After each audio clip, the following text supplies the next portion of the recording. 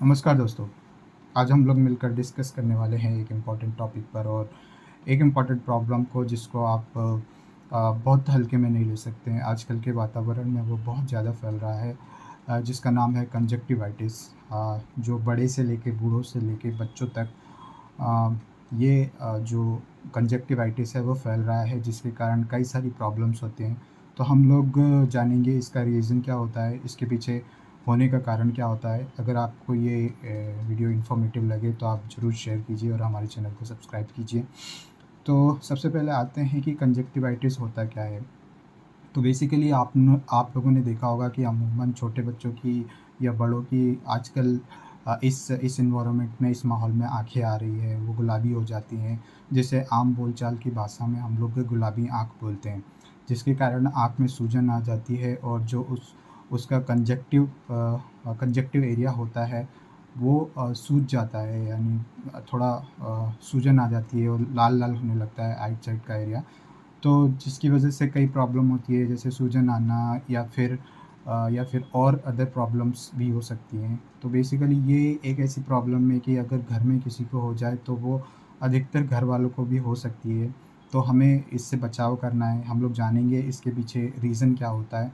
Basically क्या होता है कि इसका इसका होने का मुख्य कारण ये होता है कि जैसे किसी व्यक्ति को यह रिसाव हो रहा है आँख में से, या उसकी आँख सूजी हुई है, तो उसका तौलिया या फिर उसके संपर्क में आने पर या किसी प्रकार का कॉन्टैक्ट होने पर ये प्रॉब्लम हो सकती है। कंजक्टिवाइटिस हो सकता है या गुलाबी आँख हो सकती है। सो मेनली ये जो होता है ये एडिनोवायरस से होता है, जो एक टाइप का वायरस होता है जो कि आँखों को नुकसान पहुँचाता है। इन्फेक्शन हो जाता है जिसके कारण, और आँखों में गुलाबीपन आ जाता है। तो इससे बचने के लिए हमें क्या-क्या उपाय करना चाहिए, वो उपाय भी हम लोग आज जानेंगे।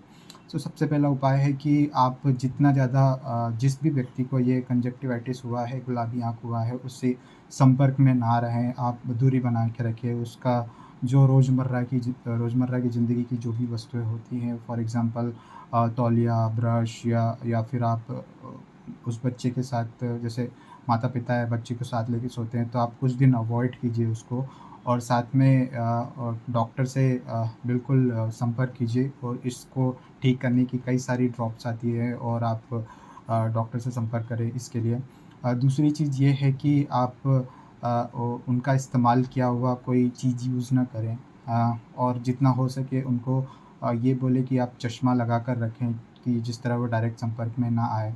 तो दोस्तों, हमने ये जाना है कि आजकल के जो माहौल में ये इन्फेक्शन फैल रहा है, उसका मेन कारण क्या है। अमूमन बरसाती दिनों में या फिर ठंड के दिनों में ये समस्या पाई जाती है, परंतु इससे कोई घबराने वाली बात नहीं है। ये इतना कोई बड़ा इफ़ेक्ट नहीं होता है।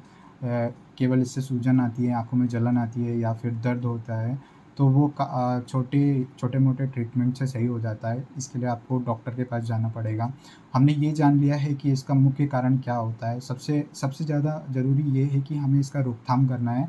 उसके रोकथाम करने के लिए हम लोगों ने उपाय जो गिने हैं उनको एक बार फिर से दोहरा लेते हैं कि उस व्यक्ति से या पर्सन से डायरेक्ट कॉन्टैक्ट में ना आएँ। उसकी इस्तेमाल की गई चीज़ों को हम लोग अलग रखें, और साथ ही वो जो सामने वाला या तो बच्चा हो या बड़ा हो या बूढ़ा हो, उसको जितना हो सके आइसोलेटेड रखें, या उनकी आँखों को चश्मे से या किसी हरे कपड़े से ढक के रखें, और समय-समय पर डॉक्टर का ट्रीटमेंट लेते रहिए।